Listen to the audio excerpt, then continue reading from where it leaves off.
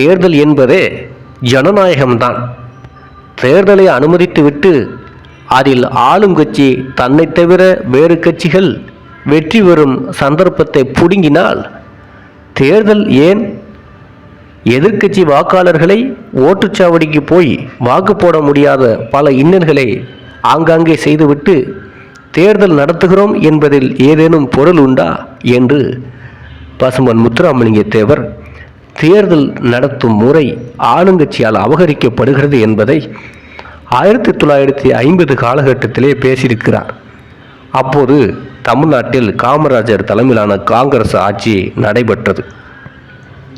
ஒரு கட்டத்தில் ஃபாரூக்லா கட்சியை தமிழ்நாட்டில் இறக்கி காங்கிரசுக்கு எதிராக மிகப்பெரிய மக்கள் செல்வாக்கோடு தேர்தலை சந்திக்கிற போது அதிகமான தேர்தல்களில் ஃபாரூக்லாக்கு வெற்றி பெற்றது.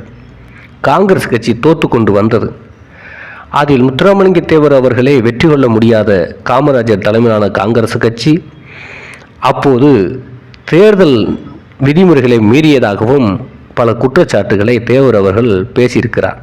இப்போது தேர்தல் நடந்தால் கூட ஆளுங்கட்சியுடைய அராஜகம் இருப்பது எவ்வாறு மக்களிடம் பெரிதாக பேசப்படுகிறதோ அதுபோன்று அந்த காலத்திலும் அது நடந்திருக்கிறது. காமராஜர் ஆட்சியில் கூட இந்த மாதிரி தேர்தல் நடக்கிற போது அங்கு ஜனநாயகப்படி முறையான தேர்தல் நடக்கவில்லை என்பதை முத்துராமலிங்க தேவர் குற்றச்சாட்டாக கூறியிருக்கிறார். தேர்தலை அறிவித்துவிட்டு ஆளுங்கட்சிக்கு எதிராக மக்கள் ஓட்டு அளிக்கப் போகிறார்கள், எதிர்க்கட்சியை சேர்ந்தவர் தான் வெற்றி பெறப் போகிறார் என அறிந்தவுடன் அந்த தேர்தலை குலைப்பதற்கு என்னென்ன சதிகளை ஆளுங்கட்சி செய்கிறார்கள், மக்களிடம் பணம் கொடுத்து ஓட்டு போடும் முறையை எவ்வாறு செய்கிறார்கள் என்றெல்லாம் அவர் பேசியிருக்கிறார். அவர் பேசியதை வைத்து பார்க்கும்போதே இந்த கலாச்சாரம் 1950 காலகட்டத்திலேயே காங்கிரஸ் ஆட்சியில் தமிழ்நாட்டில் கட்டவிழ்த்தப்பட்டிருக்கிறது என்பதை எல்லோராலும் அறிய முடிகிறது.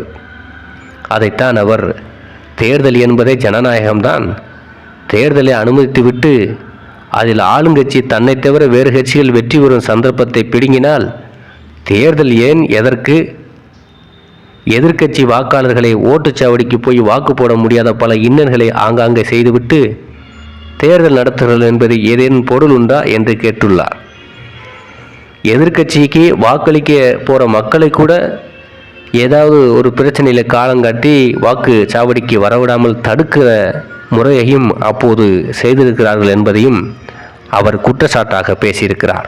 அந்த அளவுக்கு அந்த காலகட்டத்தில் யாருக்கும் பயப்படாமல் வெளிப்படையாக தைரியமாக பேசக்கூடிய ஒரு தலைவராக பசும்பொன் முத்துராமலிங்க தேவர் விளங்கியிருக்கிறார் என்பதை இதன் மூலம் அறிய முடிகிறது.